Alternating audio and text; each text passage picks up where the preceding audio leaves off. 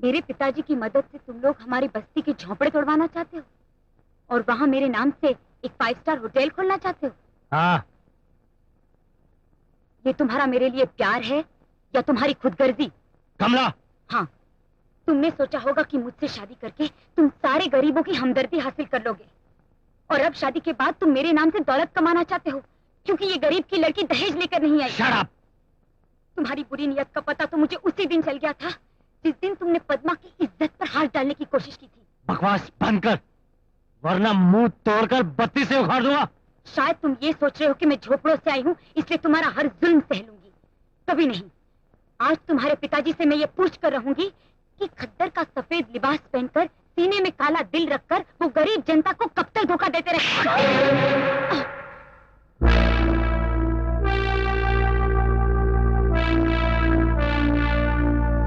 देखिए ससुर जी, अपने बेटे का असली रूप।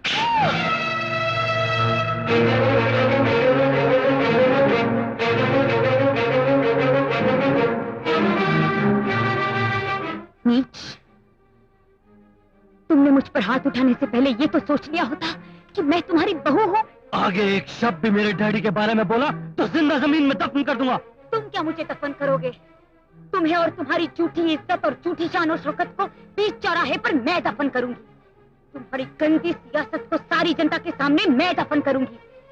अगर ऐसा न किया तो मैं अपने माँ बाप की बेटी नहीं, इस धरती माँ की औलाद नहीं। बकवास बंद करती है या नहीं? ये बकवास नहीं है, ये मेरे दिल के जख्मों से बहता हुआ खून है। मैं इस MP राजशेखर के चेहरे से शराफत की ये झूठी नकाब नोचकर दुनिया को उसका असली चेहरा दिखाऊंगी। जिन गरीबों के वोटों से ये लीडर बने हैं, उन्हीं गरीबों के जूतों से मार भी खिलवाऊंगी। आज मैं तुझे जान से मार दूंगा। तुम मुझे मार मार के मार भी डालो ना, फिर भी मैं सच बोल कर रहूंगी। Shut up, you rascal! जो पर पट्टी की गंदगी, तेरी इतनी हिम्मत।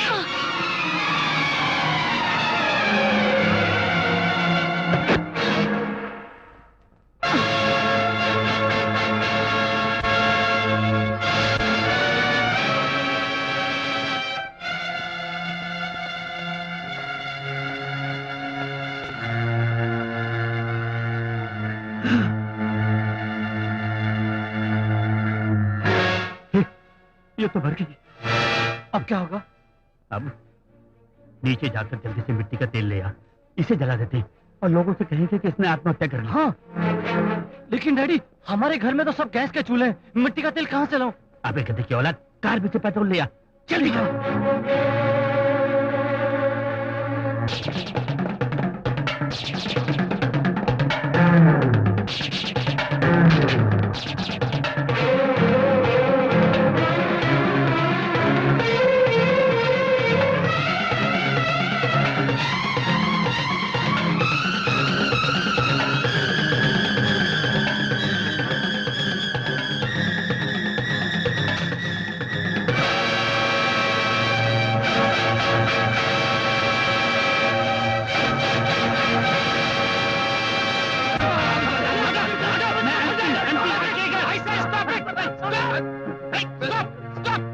इंस्पेक्टर, हमें बचा लीजिए, ये लोग हमें जान से मार देना चाहते हैं। मिस्टर रघु, ये आपकी बीवी की लाश है? जी इंस्पेक्टर साहब। इनकी मौत कैसे हुई? आत्महत्या कर ली। आत्महत्या? चुप रहिए दोनों, मैं इनसे पूछ रहा हूँ। हाँ, बताइए। आत्महत्या खुदकुशी कर ली। ये खोटा बोलता है इंस्पेक्टर, ये दिखावे के आंसू है। ये लोग आज मेरी बेटी को चलाया है इंस्पेक्टर साहब। एक मिनट। मिस्टर रघु, आपको मेरे साथ पुलिस स्टेशन चलना होगा। और गणेश बाबू, आपको चलिए। आइए चलिए। हवलदार, लाश को पोस्टमार्टम के लिए भेज दो।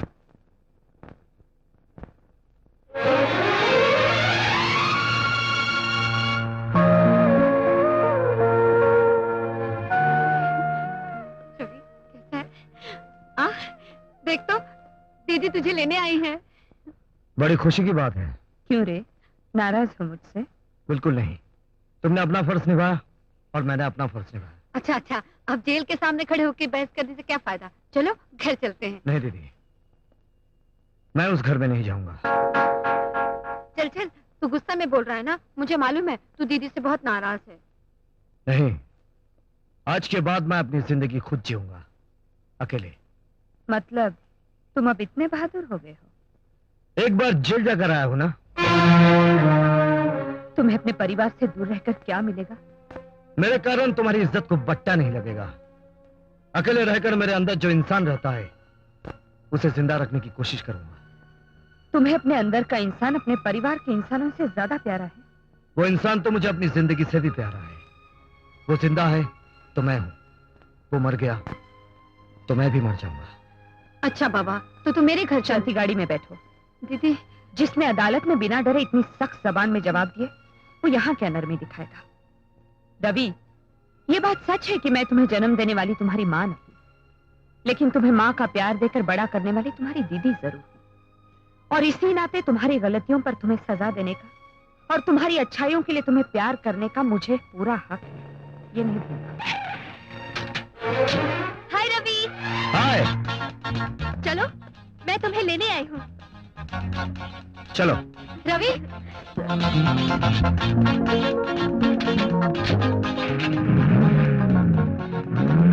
अरे दीदी, ये वही लड़की है ना जिसने उस दिन भरी अदालत में ये कहा था कि रवि ने उसकी जबरदस्ती पप्पी ली?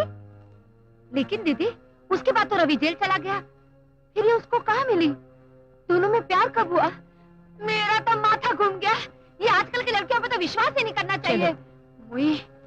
नहीं, ये झूठ है। मैंने अपनी मर्जी से कमला से शादी की थी, फिर मैं उस देवी की कैसे हत्या कर सकता हूँ? ये मेरे खिलाफ साजिश है। ये नालायक, एक तो बेरहमी से मेरी बेटी का खून किया और ऊपर से दुनिया के सामने मगरमच्छ सरी का आंसू गिराकर बचना चाहता है। Order, order. मिस्टर रघु, तुमने सब इंस्पेक्टर सोहन को यह बयान दिया कि जब तुमने अपनी पत्नी की चीख सुनी तो तुम फौरन किचन की तरफ दौड़े, राइट? हाँ। उस वक्त तुम कहां थे? हॉल में। तुम वहां अकेले थे या कोई और था तुम्हारे साथ? मेरे पिताजी थे मेरे साथ में। तुमने एफआईआर में तो कोई ऐसा जिक्र नहीं किया। नहीं, मेरे पिताजी वहां बिल्कुल नहीं थे। मैं बिल्कुल अकेला था।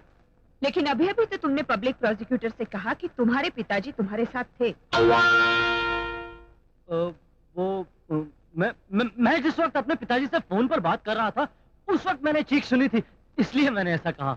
ओहो, तो तुम ये कबूल करते हो कि जिस वक्त तुमने चीख सुनी तुम उसके बिल्कुल करीब थे, तो तुमने उसे बचाने की कोशिश क्यों नहीं की?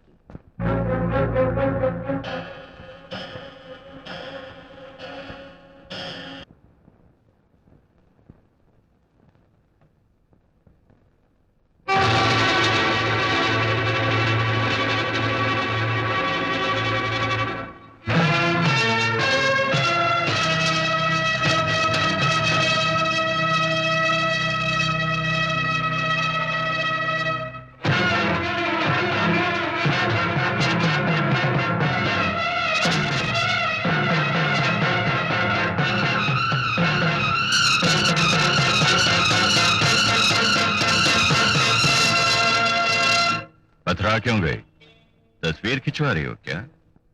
या पिछली जिंदगी की तस्वीरों को याद कर रही थी? अरे अपना सगा पति और सगी बेटी होने के बावजूद ये लावारिस बेसहारों की तरह जिंदगी गुजार रही हो। पुरानी यादें तो सताएंगी ही। मेरी बच्ची कैसी है? अच्छी है, बिल्कुल अच्छी है, मगर तुम्हारा छोड़ा हुआ पति, ये हाल है उसका। अरे होना तो ये चाहिए था कि इतनी बड़ी जज का पति होने के नाते तुम्हारे आलीशान बंगले में रहता, तुम्हारी गाड़ी में तुम्हारे साथ ठाठ से बैठकर ऐशो आराम की जिंदगी जीता। मगर देखो, पुराने कपड़े पहनकर सस्ती सी सिगरेट पीकर जिंदगी काट रहा हूं। मेरी बच्ची कहाँ है? तुम्हारे साय से बहुत दूर है। उससे मिलने को मन करता है ना? हाँ, तुमने उसे अपनी कोख से जन्म जो दिया, माँ के दिल के प्याले से ममता तो छलकेगी। मिलाऊंगा, जरूर मिलाऊंगा, लेकिन उससे पहले तुम्हें मेरी एक छोटी सी मदद करनी होगी। तुम्हारी अदालत में कत्ल का एक केस चल रहा है कि एमपी राजशेखर के बेटे ने अपनी बीवी को जान से मार डाला। तुम्हें सिर्फ ये फैसला करना है कि उसने वो कत्ल नहीं किया। तुम्हारी मांग में ये चमकता हुआ सिंदूर, तुम्हारे जिस्म पर यह खूबसूरत रंगीन साड़ी आज इसलिए है कि तुम्हारा पति यानी कि मैं अभी जिंदा है। इसलिए अपने सुहाग को, अपनी शान और शौकत को जिंदा रखने के लिए तुम्हें मेरी मदद करनी ही होगी। करोगी तो तुम्हारी बेटी की जिंदगी सुधर सकती है, और नहीं तो तुम अपनी बेटी की शक्ल जिंदगी भर नहीं देख सकोगी। इतने साल बीत जाने पर भी तुम्हारा ये रवैया नहीं बदला। जहरीले नाक के दांत उखाड़ दिए जाएं, तो भी वो डसने की कोशिश जरूर करेगा। तुम तो मुझे एक बार इस तरह डस चुके हो कि मेरी जिंदगी तबाह हो गई, सब कुछ लुट गया। उस जहर का असर उतारते उतारते बरसों गुजर गए। मैं बेजान सी होते हुए भी जी रही हूँ। आज तुम फिर डसने आए हो। मेरी बेटी के लालच में मुझसे कानून और इंसाफ का खून करवाना चाहते हो? हरगिज नहीं, मैं गलत फैसला कभी नहीं करूंगी। ज्यादा भाषण देने की कोई जरूरत नहीं। एक बार फिर अच्छी तरह से सोच लो। अगर मैंने ठान ली तो जिंदगी भर तुम अपनी बेटी की तस्वीर भी नहीं देख सकोगी। गेट आउट ऐसे। गेट आउट मत करो। मैं बड़ी हरामी चीज हूँ, किसी का पीछा इतनी आसानी से नहीं छोड़ता। अरे अरे अरे, बस करो बस करो बस करो। क्यों तकलीफ देती हो चपरासी को? मैं खुद जाता हूं। तुम औरत नहीं, पत्थर पत्थर, समझी?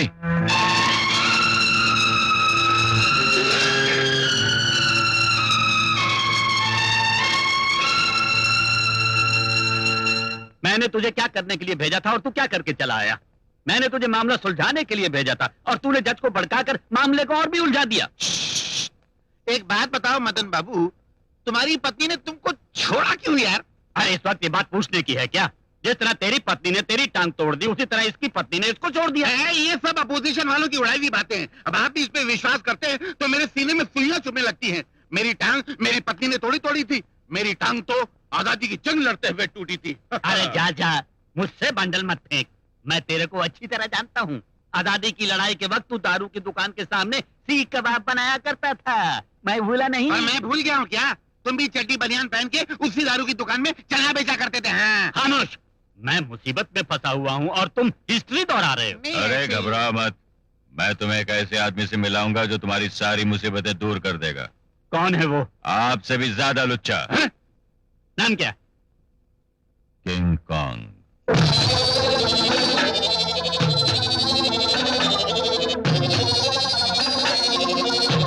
नमस्ते जी।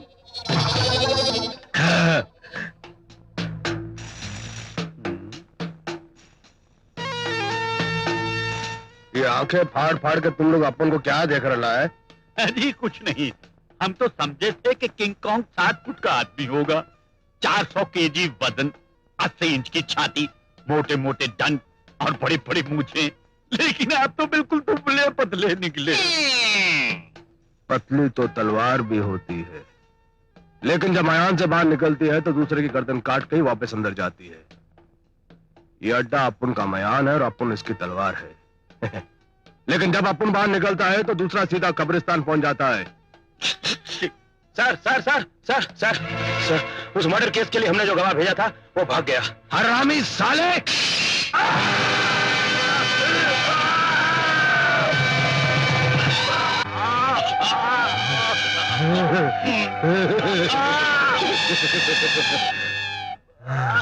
थोड़ी तो तमीज होनी चाहिए ना। जब दो बड़े आदमी आपस में बात कर रहे थे तो कुत्ते की तरह बीच में आके बकबक करने लगा।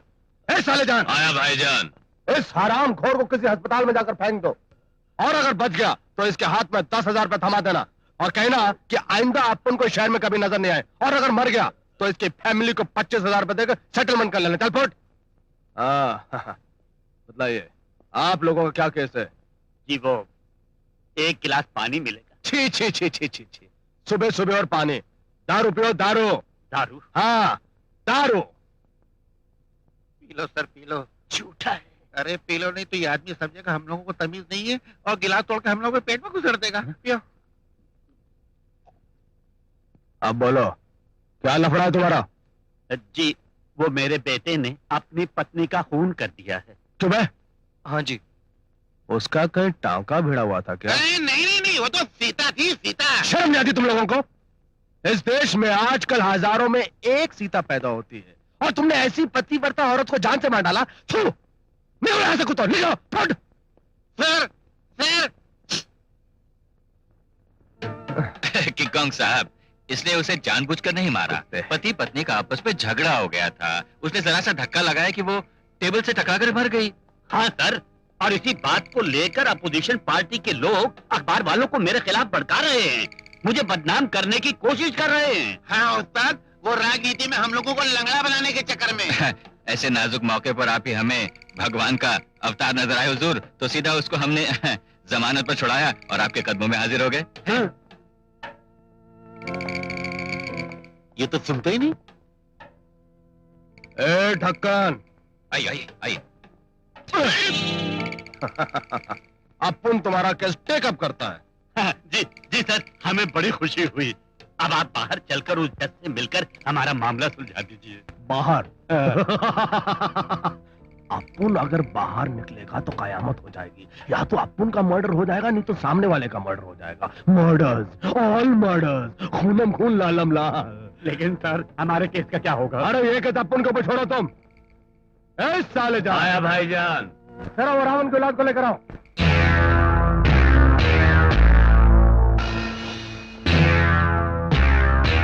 आज से ये तीनों तुम्हारे गोद लिए हुए बेटे हैं। इनका खाना पीना सोना होना सब तुम्हारे ऊपर। मगर ये पनिशमेंट कैसी? पनिशमेंट नहीं, सेटलमेंट।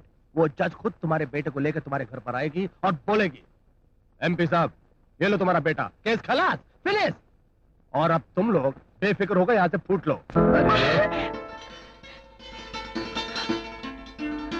हे, कौन हो तुम? क्या नाम है तुम्हारा? अरे देखो, मैं जज सुमित्रा देवी का भाई हूँ, मुझसे शर्माने की कोई जरूरत नहीं है। बताओ ना, क्या नाम है तुम्हारा? अरे ये बेचारी क्या नाम बताएगी, गूंगी है। भगवान ने इसे सब कुछ दिया पर आवाज देना भूल गया। ये यतीम और गरीब है, इसीलिए तुम्हारी दीदी ने इसे काम पर रख लिया। चल बेटी, पिछवाड़े चलकर मसाला पीसेंगे, आजा चल। गूंगी लड़की।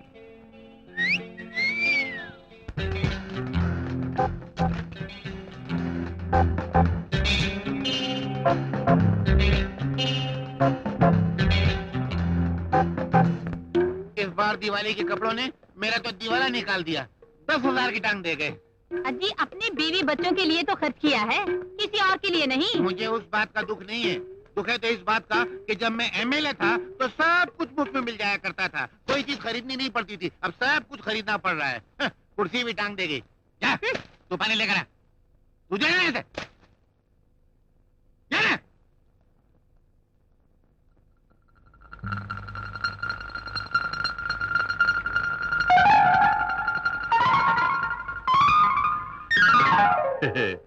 बेचारा दुकान वाला मुझे शरीफ समझा, मैंने उसको 1000 रुपए की टांग दे दी।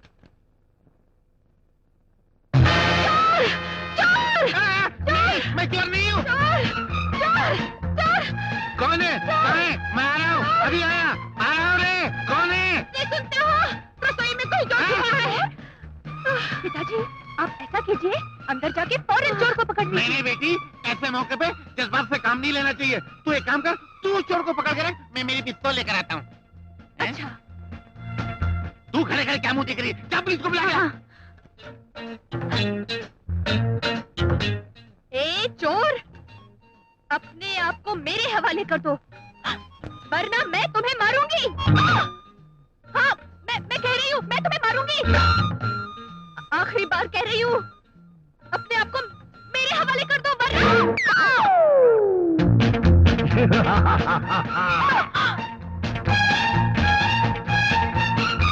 चोर मिल गया? मिल गया पिताजी। क्या कर रहा है? मुझे लूट रहा है। ऐसे कैसे हो सकता है? ये घर लूट सकता है मगर तुझे कोई नहीं लूट सकता। मैं आ रहा हूँ। मगर उसको पकड़ के रखा है ना? हाँ पकड़ के रखा है, एकदम कस के। एकदम कस के पकड़ रखा है। पहले सियाना बनता है, सिर फोड़ दूंगा। घूम इधर। तुम आपका दामाद। ये कहाँ से निकाला? लो, हाँ? मैं ये लेके जा रहा हूँ। ये लड्डू का नहीं है। पकड़ो चोर चोर। अरे तू क्या कर रही है? पकड़ो उसको।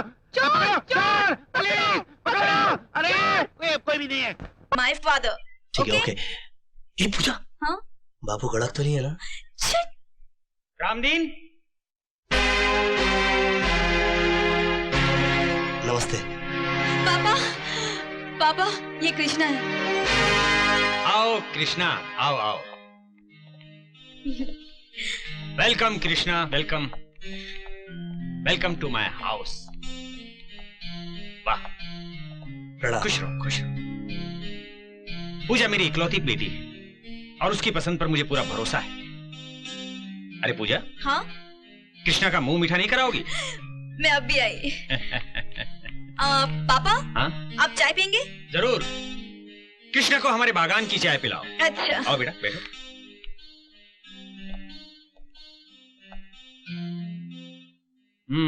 कहाँ रहते हो बेटा? फिलहाल अपने दोस्त के साथ लवली गेस्ट हाउस में रहता हूँ, मगर बहुत जल्द कुछ कर लूंगा मैं अपना। कौन से कॉलेज में पढ़े हो?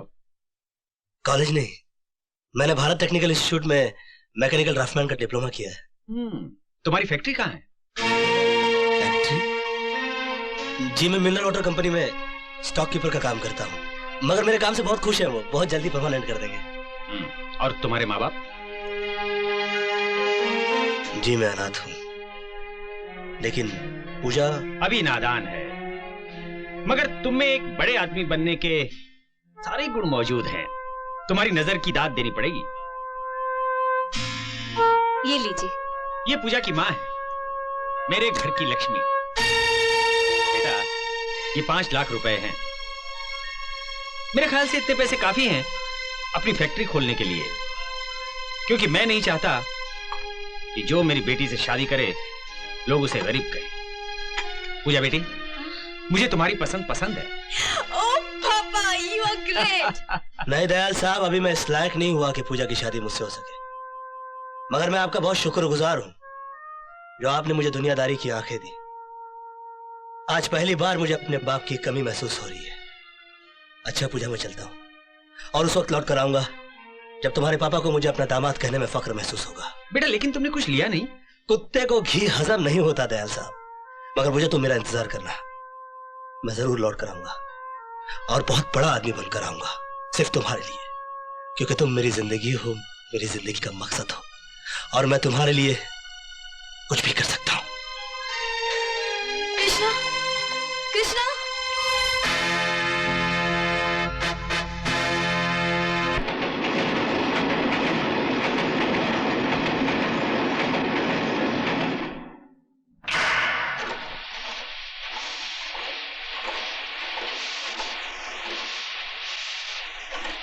सर, मैं कृष्णा बोल रहा हूँ। कृष्णा? ओ कृष्णा, कैसे हो? ठीक हूँ सर, पूजा से बात कर सकता हूँ? अरे भाई, बड़े आदमी बन गए कि अभी तक वही कुत्ते हो जिसे घी हजम नहीं होता?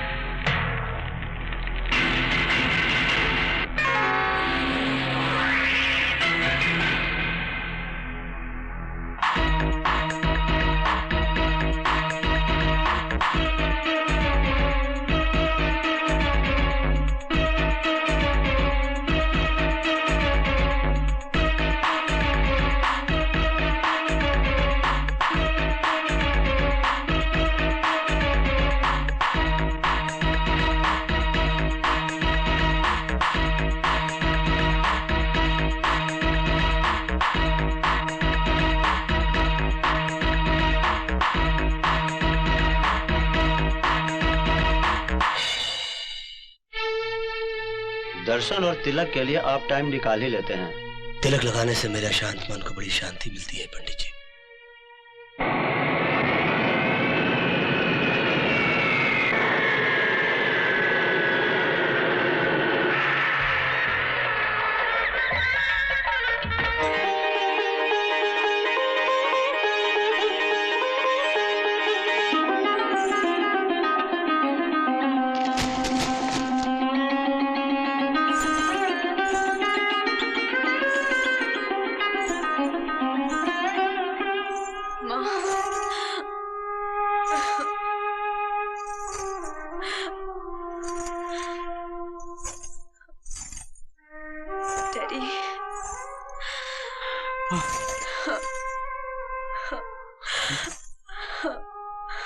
बेटी, माँ बाप जो कुछ भी करते हैं औलाद की खुशी के लिए करते हैं।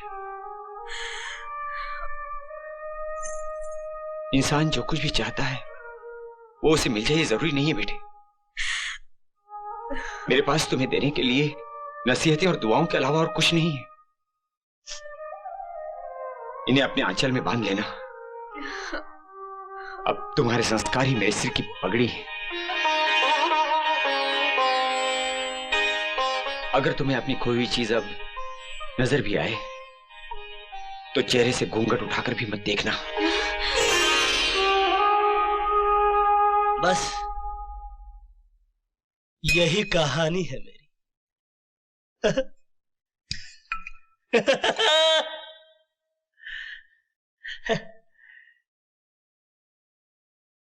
इस दुनिया में दौलत पैदा करना बड़ा आसान है, मगर किसी के दिल में घर बनाना बड़ा कठिन है।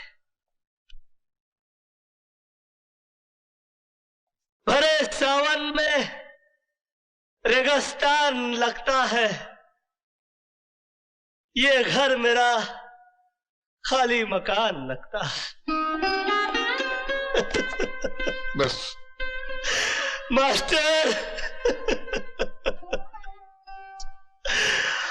हम तो गए मास्टर, हम तो गए। पूजा, क्या तुम जानती हो केपी साहब अपना बर्थडे नहीं मनाना चाहते थे, लेकिन बेचारे करते भी क्या, कार्ड जो पहले बढ़ चुके थे। हाँ, पहले मैं भी नहीं जानता था कि केपी साहब ऐसे क्यों हैं, मगर बाद में पता चला कि वो तो एक मामूली मैकेनिक थे। एक अमीर बाप की खूबसूरत बेटी जिसके लिए वो करोड़पति बने। अरे एक बात तो तुम्हें बताना भूल ही गया। जानती हो उनके घर का नाम क्या है? क्या? पूजा हाउस। 20 करोड़ हवेली की दाम उन्होंने 21 करोड़ दिए, सिर्फ इसलिए कि ऐसा घर चाहिए था। पूरे शहर में ऐसी हवेली नहीं है। और इसीलिए उन्होंने राजा साहब की हवेली खरीद ली। मालूम है बड़े आदमी का घर कैसे पहचाना जाता है?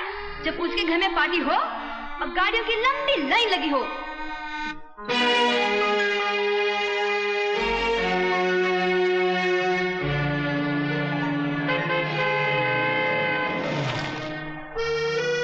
और हाँ, अपने बंगले का गेट जाली वाला होना चाहिए। अरे जो अंदर नहीं आ सकता वो कम से कम बंगले को बाहर से देखकर खुश हो जाए।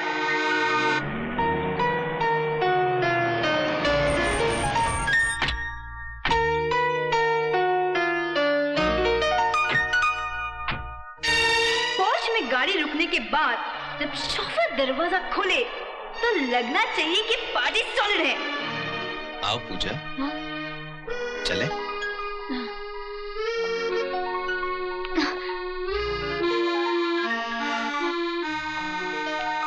हाय mister Deepak. Hello sir. Hi Deepak. Hi Lali. नमस्ते भाभी जी। नमस्ते। कैसी हैं आप? आइए मैं आपको पैलेस दिखाता हूँ। आइए आइए, रामा रामा, क्या पैलेस है। मैं एक्सक्यूज मी दीपक जी, मैं इनको पैलेस दिखा दूं। आइए भाभी जी, आइए आइए। सुना है केपी साहब ने यह महल अपनी महबूबा की पसंद से बनवाया था, लेकिन किस्मत का खेल देखिए भाभी जी, उस बेचारी की शादी कहीं और हो गई। रामा रामा। जब हॉल में एंटर करें तो राज कपूर की फिल्मी सेट की तरह सीढ़ी जानी चाहिए ऊपर। अरे ये तो कुछ भी नहीं है भाभी जी, ऊपर जाके देखिए, बहुत सी कमाल की चीजें हैं देखने लायक। रामा रामा।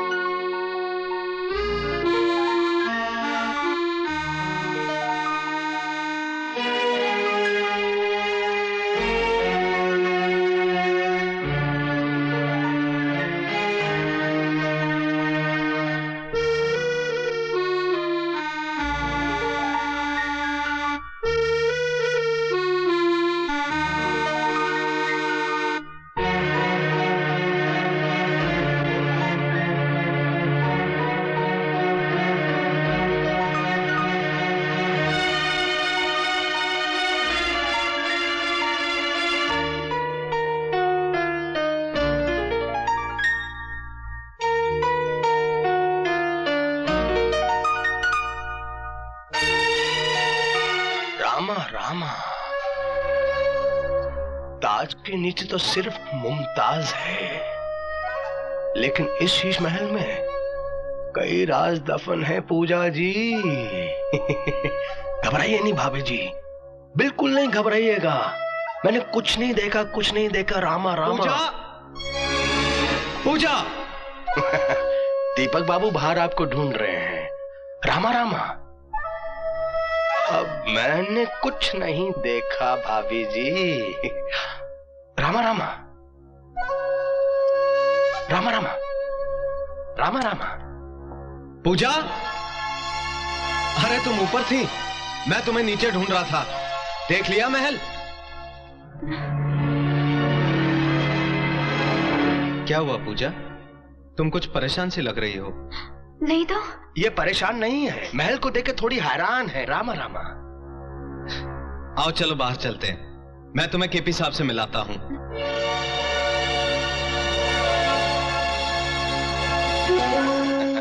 रामा रामा। सर, आप जियो हजारों साल, हर साल के दिन हो 50,000। मुझको लंबी उम्र की दुआ न दो, जितनी गुजरी नागवार गुजरी है। मुझे इस बात की खुशी नहीं है कि आज मेरा जन्मदिन है, बल्कि इस बात की खुशी है कि मेरी गम भरी जिंदगी का चलो एक और साल कम तो हुआ। जिंदगी की उम्र इनके दुश्मनों की कम हो। मैं तो कहता हूं भाइयों, इस महफिल की उम्र भी इनको लग जाए। क्यों रामा रामा?